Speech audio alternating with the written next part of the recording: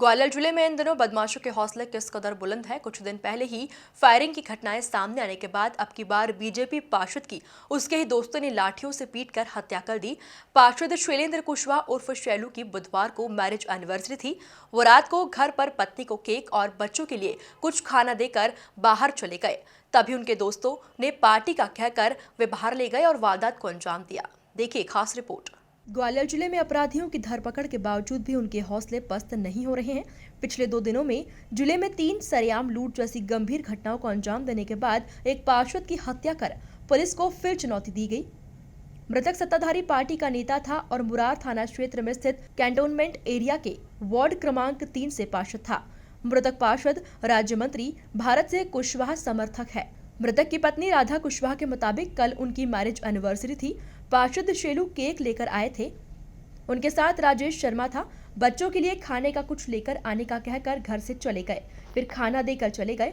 उन्होंने कहा कि थोड़ी देर में आता हूं, लेकिन फिर लौटे नहीं। कुछ लोगों ने उनके साथ लाठियों से मारपीट की और देर रात 2-2:30 बजे उनकी मौत हो गई। घर के लिए बोलिए सबको, चलिए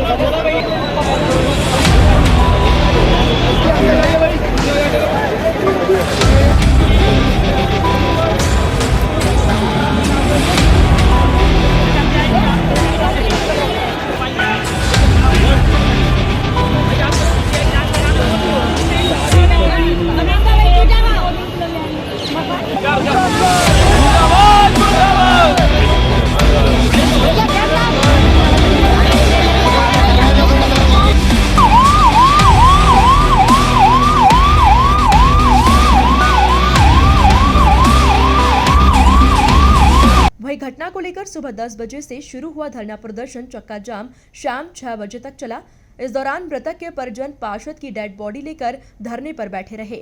इस दौरान मृतक के परिजनों ने लिखित में 6 मांगे प्रशासन के सामने रखी, जिसको लेकर पुलिस और प्रशासन ने वरिष्ठ अधिकारियों तक पहुंचाया और उसके बाद धरना समाप्त हुआ।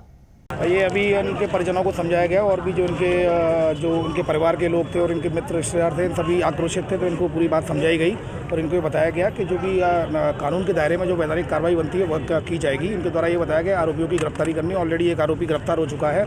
अन्य आरोपी के लिए क्राइम ब्रांच की टीम लगी हुई है। जल्दी ही उनकी गिरफ्तारी की सूचना बिल्कुल मिल जाएगी इनको। और इसके अलावा इनके द्वारा ये बोला गया था कि इसको जो इनके जो मकान है उनको तोड़ा जाए, क्योंकि सबसे पहली बात यह है कि जो अवैध मकान होते हैं और अतिक्रमण होता है उस पर ही कार्रवाई की जाती है और वो कार्रवाई भी जो संबंधित विभाग के द्वारा की जाती है। इसमें चूंकि कैंटोनमेंट एरिया में वो सारे घर, तो ऐसी स्थिति में वहाँ कैंटोनमेंट एरिया में ये वैधानिक कार्रवाई की जाएगी। इस संबंध में पत्र सीओ सर को लिख दिया गया है।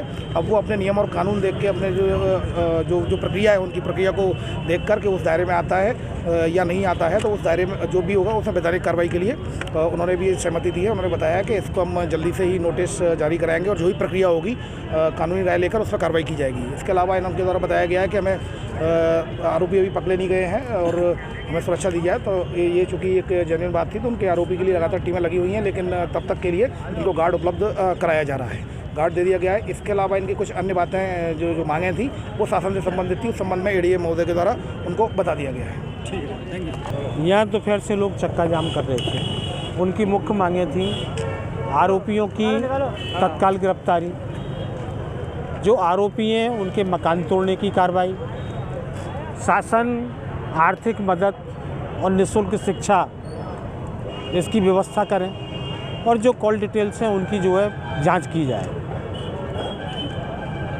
यहाँ डीएम साहब और एसपी साहब खुद भी आए थे मामले की संवेदनशीलता को देख के, वो भी आश्वासन देके गए थे। अभी हमारे द्वारा भी जो है आश्वासन दिया गया है, इनका एक मांग पत्र लिया गया है।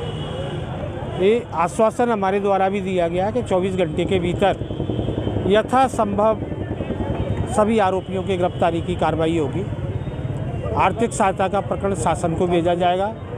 जहाँ तक मकान की बात है, मकान आर्मी एरिया में, मकान न नगर निगम में न राजस्व एरिया में, आर्मी और कैंटोनमेंट एरिया में उनके सीओ से बात हो गई है और यथाशीघ्र वो लीगल नोटिस जारी करके अगली कार्रवाई करेंगे मकान तोड़ने के संबंध में। ठीक है। भैया माना जा रहा है कि जल्द ही परिजन की मांग के बाद आरोपियों के मकान पर बुलडोजर चलने के साथ मृतक के परिजन को सुरक्षा दी जा सकती है, क्योंकि लगातार ग्वालियर में बढ़ रहे अपराधों ने आम जनता में खौफ पैदा कर दिया है। Bureau report MP news.